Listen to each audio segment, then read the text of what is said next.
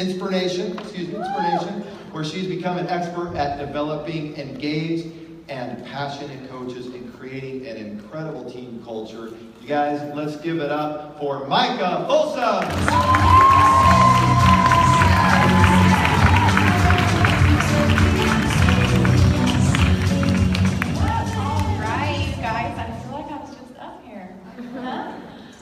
How good has today been? I was like backstage, all the feels going, why are you doing this to me? I have to go on stage in a little bit. But oh my heavens, we are so blessed to do what we do. So I'm excited. I get to talk to you guys one more time, and this time it's about developing engaged and passionate coaches. Now, as I was going through this, I was like, shoot, I feel like a lot of the stuff I talked about yesterday kind of weaves into this. But then the more I thought about it, I'm like, well, that's a great thing. Because it doesn't mean you're adding one more thing to your plate that you have to focus on, or one more toolkit that you have to figure out how to learn. This goes hand in hand. As you develop your leadership mindset, these things will come into play, and you'll be able to develop engaged and passionate coaches. How many of you guys feel like you've been in a rut where you can't get the right people? You're like, I can't find people who have the passion. I can't find people who want to do this. I can't push people that don't want to work. I can't drag people. Like, that's a tough position to be in. And I found myself in that in like the first year, where everyone was new. I was figuring stuff out. I had no idea what I was doing. And then I learned really quick that what it came down to was relationships. And it came down to building and connecting and creating a culture within my team where they wanted to show up. They wanted to be there. They wanted to do the work. And so the first thing I want to talk about is team culture. To me, team culture is everything. So, have you created a team culture where your coaches want to be there? They go into the team page and they leave better, in a more positive state. Think about your team page. What kind of posts are there? Are they negative? Are they complaining? Are they draggy? What's there? Is it uplifting? Is it encouraging? Is it recognition? Is it positive? Is there support? Because those are the things that are going to keep people coming back. And there is so much power in your coaches staying plugged into the mothership. Because I don't know if you've ever tried to do this business alone, but it's terrible. And when my coaches kind of go MIA a little bit, or when they unplug, or when they disconnect from what's going on within the team, it's just a matter of time before they're coming back, complaining about not being able to figure stuff out, feeling down, feeling discouraged, feeling like they're just down and out. And I'm like, you've got to stay plugged in. You've got to stay connected with the energy and with people who have your back. So make sure that you're creating this culture within your team. So I'm going to talk about my team culture for a sec. Early on, it was really surfacey. It was about, like I talked about yesterday, it was about selling challenge packs and getting challengers and helping with their fitness, which is great, but it's so much deeper than that. And so early on, I want to make sure that my new coaches understand that this business and this new opportunity that they've just joined is all about growth. It's all about becoming the best version of themselves, and it's probably going to take a long time to do it. They're going to have that early on. This isn't about hitting Success Club in 3 days and hitting Emerald in a day and then hitting Diamond in 30 days. I don't care about that stuff anymore. Yes, I want to develop them. I want them to grow their business. I want them to have success. But I want them to understand first that this is a journey. So the first thing that I do with my new coaches is I try and really get to know them. So as soon as someone signs up, I send them a welcome checklist. And it's a new coach form. I made it on Google Drive.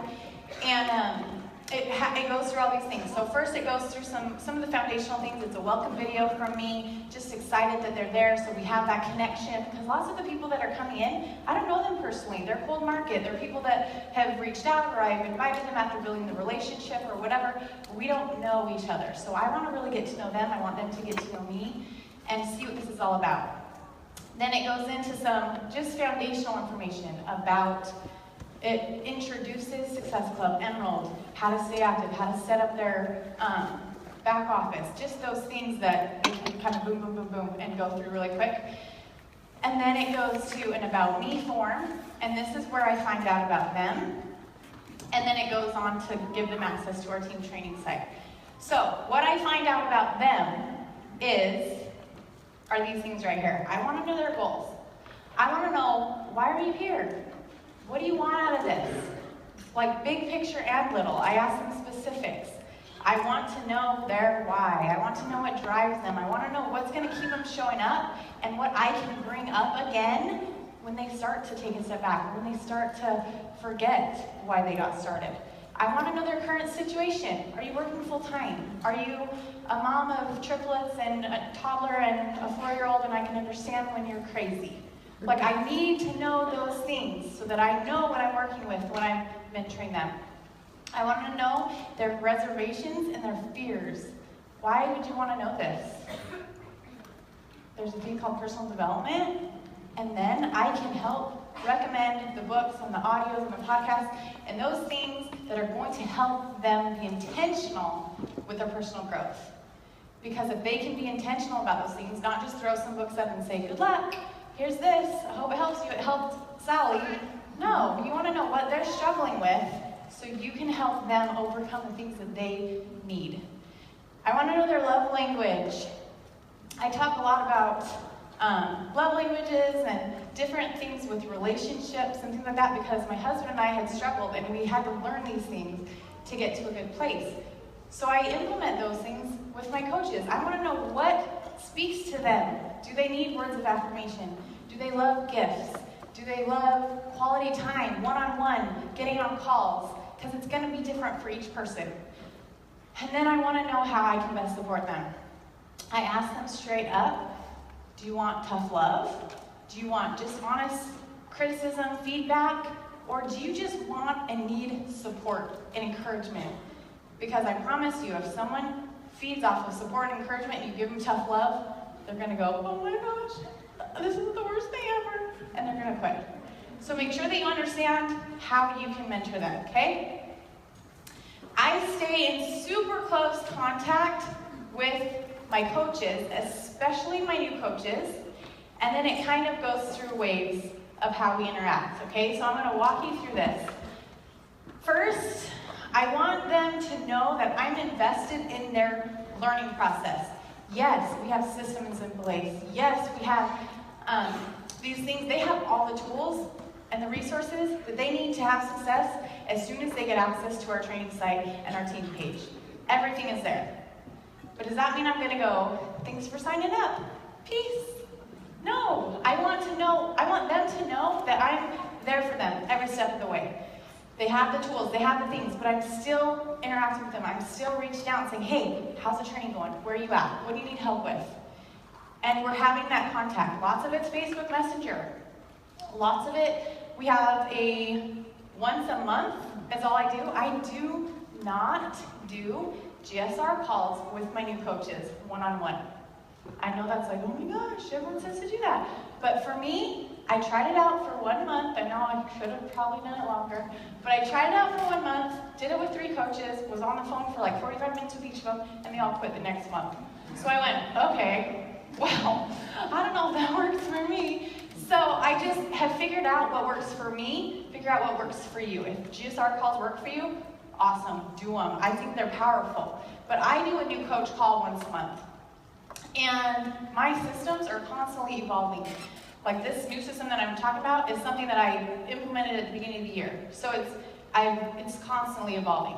So what I do now is I have a new coach call that's specific for any coach who's just signed up or any coach who needs just to be rejuvenated, who feels like they're in a rut and they just need to get a jump start. We get on this call, that's basics. It's going over what they need to be doing, the foundation, the actions that's going to get the ball rolling. Then I also jump in live in our PST page twice a month, and those are scheduled, so they can expect it. They know I'm going to jump in there every other Monday at noon, and just, that's open book, ask me anything, What are you struggling with? What do you need to go over? I go over game plans. I go over anything that we need to chat about. And that happens twice a month. So that's the face-to-face stuff that my new coaches get. And then I make sure that I am supporting them as challengers first. Whether they are getting into the business for the business, or whether they are kind of apprehensive and want to have their journey first, I make sure that no matter what, I want them showing up in my challenge group. I want them getting the results. I want them building belief in the amazing products that we have, because they're never going to have success as a coach unless they believe in it, okay? Next, I get them set up in a success pod. So what I found has been a game changer for my coaches is creating these message threads.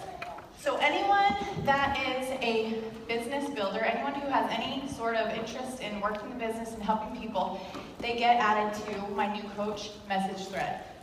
Basically, it's just that. It's a message thread with anyone who is a coach until they get to Emerald. They're all in here, they're connecting with each other, they're building relationships, they're bouncing ideas back and forth, they're asking what's working, and they have that contact with more than just me. Because when they have contact with other people, it's going to be harder for them to say, man, I don't know if this is for me. Micah's too busy for me. She has a huge team. She doesn't care about me anyways. These are the things that go through a new coach's head. They see this big team, they see all this activity, and they think they're not important, but they are. And it helps them feel important when they're engaged with more people than just me. I'm in there though, and I'm interacting and I'm engaging and I'm helping them. But they're also connecting with other people. This is also where they find success partners. I randomly will go in there and say, hey, who doesn't have a success partner yet? Let's get you hooked up. And that will help as well. And this will help you not go so crazy. Because while you want to be in close contact with your coaches, you also have to work your business, and you also have to run your family, and you also have to do your career, or whatever you have. So you can't just be talking to them all day, every day. That would drive you nuts. So having a success partner will help take some of that away from you as well. And this is where they will, one of the things that I love most about this pod specifically is this is where they'll say, I'm getting ready to post my first new coach post or whatever, that announcement, and they freak out over it, and they're scared and they're nervous, and I say, Kate, let's go tell the pod so they can go and support you. So they'll say, okay, I just posted, and they'll throw it in there, and then all of that pod will run over to our post, and they'll go, oh my gosh, I'm so excited for you, you're gonna rock this. And just that excitement and that love and that encouragement, they're like, I can do this. Okay, I have people behind my back, and that's huge for a new coach. I also have an Emerald to Diamond pod. I also have a Diamond to 5-star pod, and then I have my 5-star to quadruple superstars, whatever their goals are.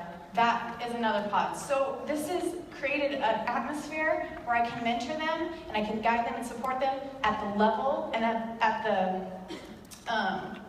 just at the level that they need to be supported, because it's relevant to what they're doing in their business. Okay? Next, I help my coaches dream big but act small. I want them to get clear on their vision, the big why they're doing this, what they're here for, what this is all about. But I don't want that to paralyze them to the fact where they don't do anything. Because sometimes that can be so far off and it can seem so unattainable that then they don't act or do any of the little stuff.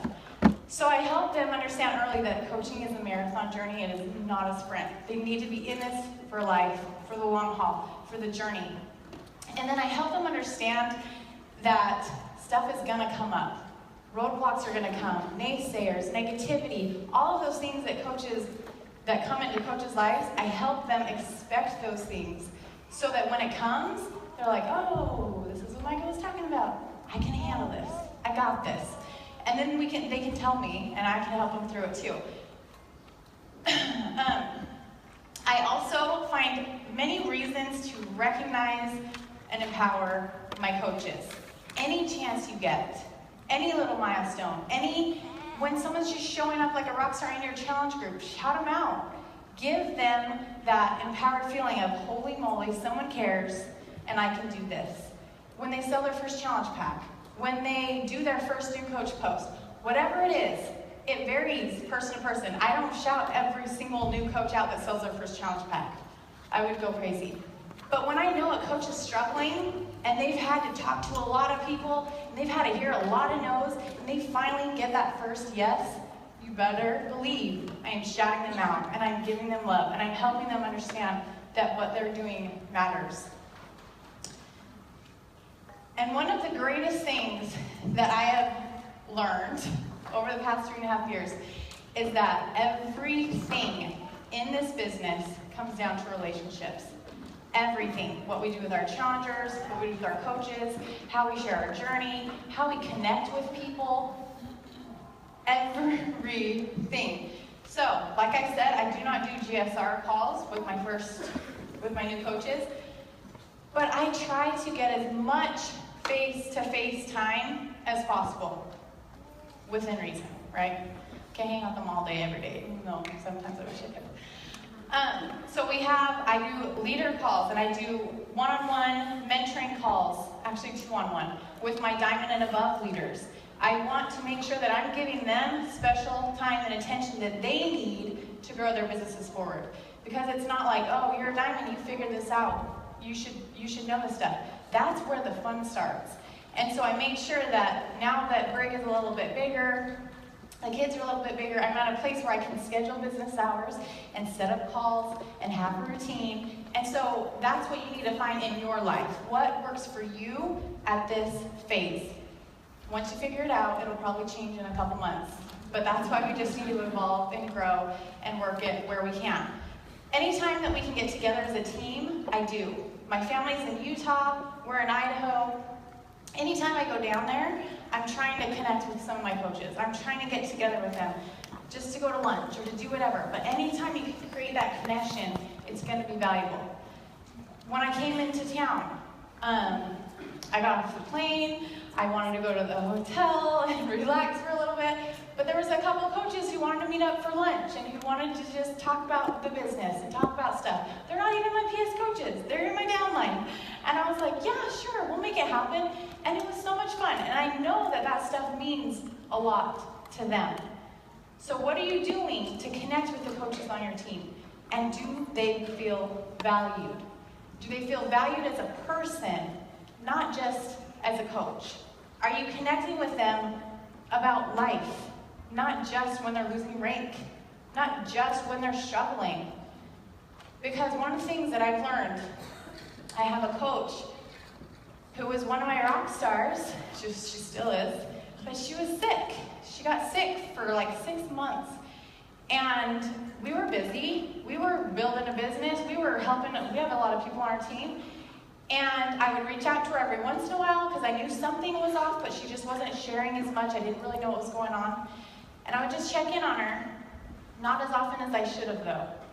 And I was talking to her the other day, and she was just saying, one of the things that people talk about the business is that, like, the community, the culture, I didn't feel that when I got sick. She's like, my team forgot about me. You would reach out every once in a while, but I still felt like you were so busy. And that's when I was like, holy moly, like, this is everything. People need to feel loved and valued as people. That goes for our challengers, and that goes for our coaches. So make sure that you remember, don't just look at them as someone who's filling a spot on your team, who's helping you hold rank, who's going to get you to your next goal. They're people whose lives are changing because of this process and because of what we get to do every single day. So think about it for a second. Is your team culture where you want it to be? What can you do, if it's not, to get it there? And I want you guys to make a list on your notes. 5 people. 5 coaches that you haven't talked to lately. Life's got busy. They aren't showing up. You're not reaching out. You're not seeing their stuff. One of the things that I've done is I've made an interest list with all of my PS coaches on there. So that every few days I can make sure that I make intentional time to go and love on their stuff as humans, as people, just to see how they are. Because I care about them first as normal people, And second, I want them to rock the heck out of the business. And last, what can you do to create the vibe that you want within your team page? Team culture, to me, is everything. What we do in the business changes lives, but the greatest blessing are the people that you get to meet and that you get to surround yourself with. And I can't even look over there without crying because I see my girls.